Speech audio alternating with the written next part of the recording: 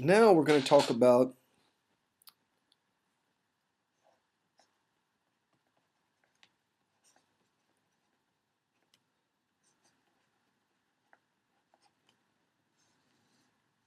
now we're going to talk about the Jim Crow laws. Okay, and this was basically de jure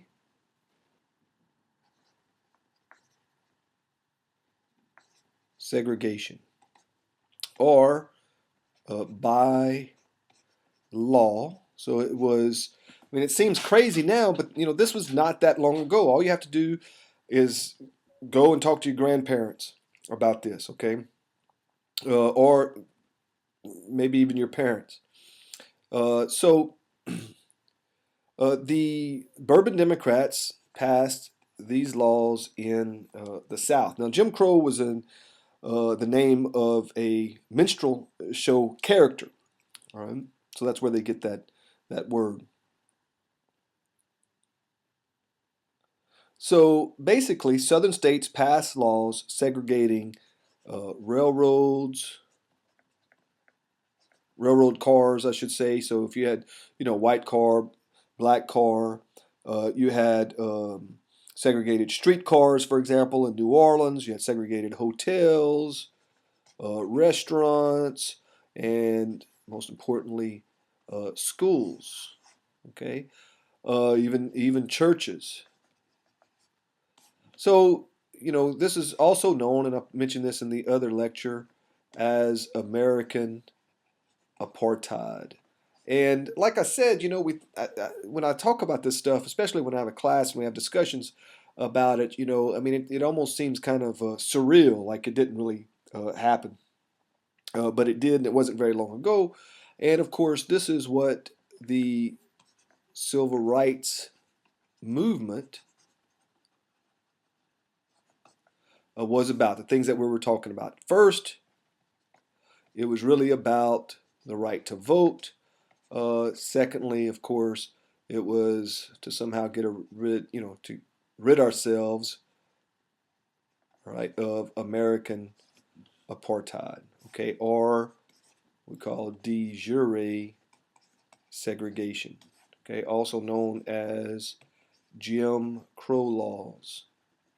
These were laws that segregated whites and blacks, okay. Now, like I said, why did they do this? There's of course, obviously, racism is at the bottom of it. Okay, so, uh, but some historians argue that if whites and blacks could have come together, all right, and voted it in a block, they would have had a whole lot of power. And so some people argue, and it almost sounds a little bit conspiratorial. I don't think that there's like people up there, in Washington D.C. necessarily pulling the strings and really coordinating in this way. But nonetheless, I think that there is some truth to this. I mean, it's totally your opinion, or you could just take this. This is purely you know me talking here. Okay, I'm not teaching like this is fact or whatever. But some people argue that it behooves people in power, all right, to keep people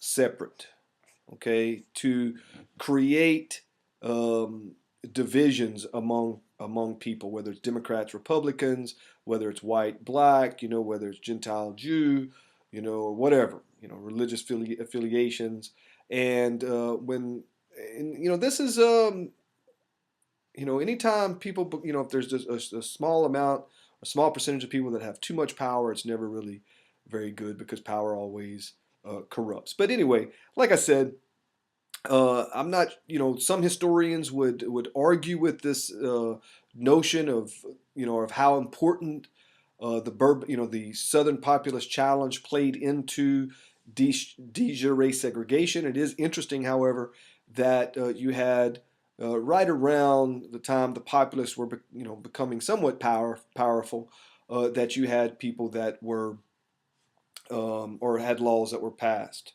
Okay, so like I said, I didn't want to get too much into to all that or sound like I'm, conspiratorial or anything like that because I'm actually not. But it's just what you hear. I guess this is my final point on that. That is an argument that you hear. Now, whether I agree with it 100%, no. But there is some, it is some truth, I think, to that, and it does happen at times in history, and it certainly happens in non-democratic countries, certainly. Okay, so enough of that. Now let's talk about a very important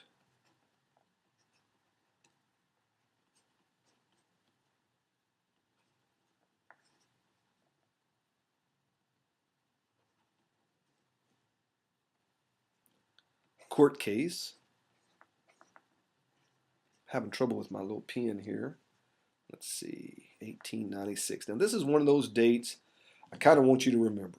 Okay, 1896, Plessy versus Ferguson. What are some dates I want you to remember?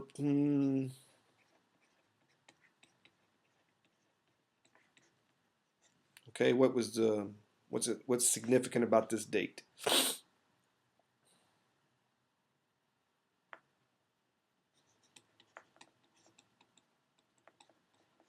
U.S. Civil War.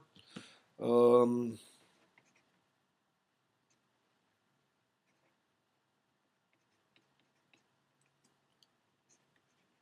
say 1877 really was the end of Reconstruction. 1876 was the um, presidential election. Hayes was elected, but remember there was that controversy. All right. And 1896, right? Plessy versus Ferguson. So these two actually, this one and this one. And the reason this one's not so important, I kind of want you to remember that. But some people debate this actually. When did Reconstruction end? Some people say Reconstruction didn't end until the Voting Rights Act of 1965. So in 1965, the Voting Rights Act was passed, and it basically outlawed all those loopholes to the 15th Amendment that I talked about in a previous lecture. Okay, so Plessy versus Ferguson.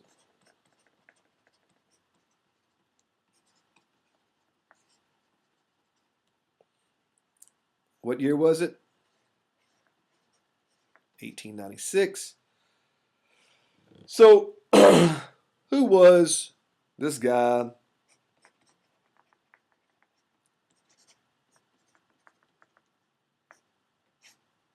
Homer Plessy.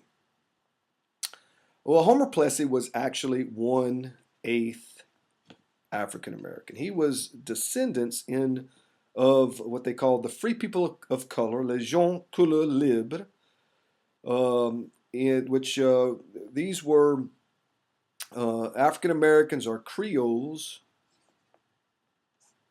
or what in academia they would call Afro Creole.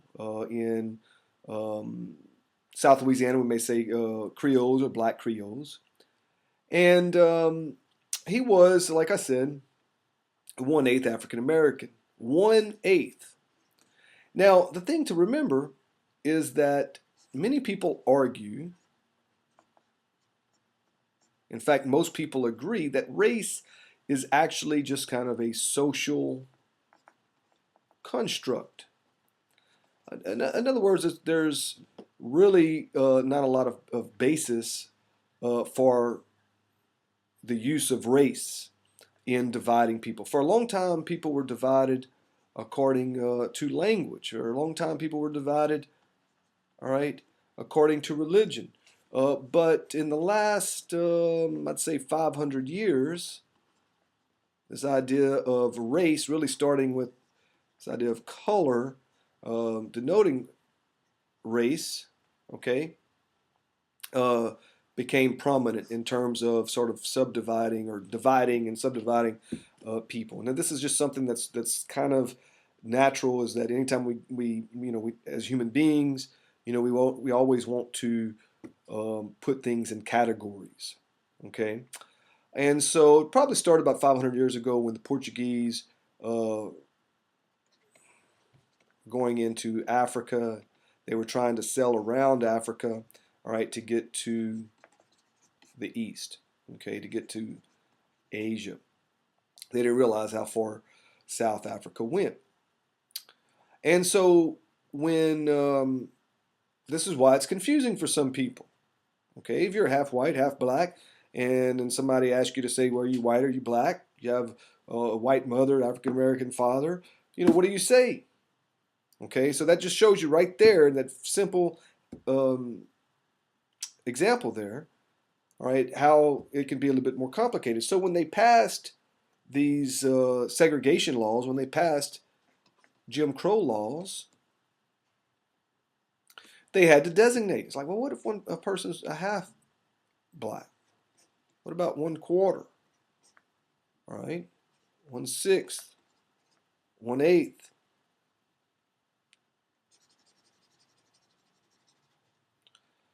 And let's see if you can even be. Let's see, it'd be like your. So this right here would be your, say, a grandfather. Um,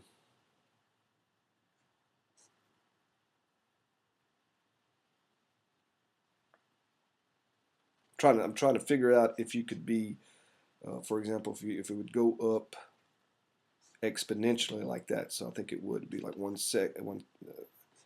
half, 1/4, 1/8, 1/16, 1/32, and 1/64. Yeah, that's how it would work. Okay, so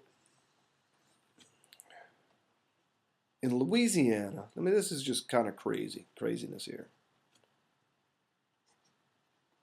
In Louisiana, if you were 1/64th black, you were considered black, and you would have to go to a black school. You would have to go to a black church.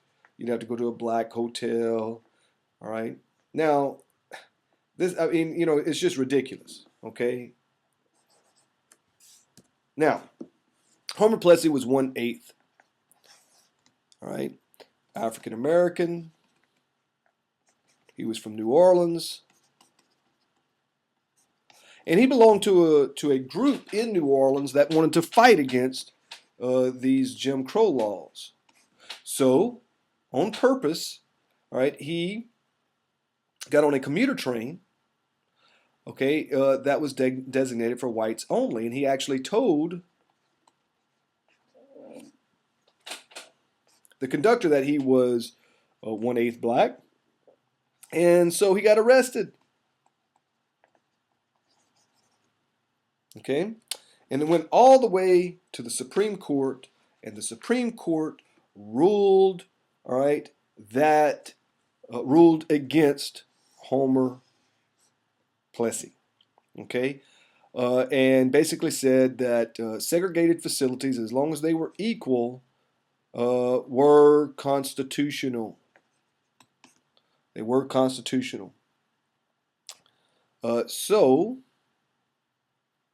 that is the story behind Homer Plessy and Plessy versus Ferguson. So in your textbook, you can find a lot about that. You can find all kind of stuff on the internet. I mean, this is a very famous case. So anyway, I hope that that helps.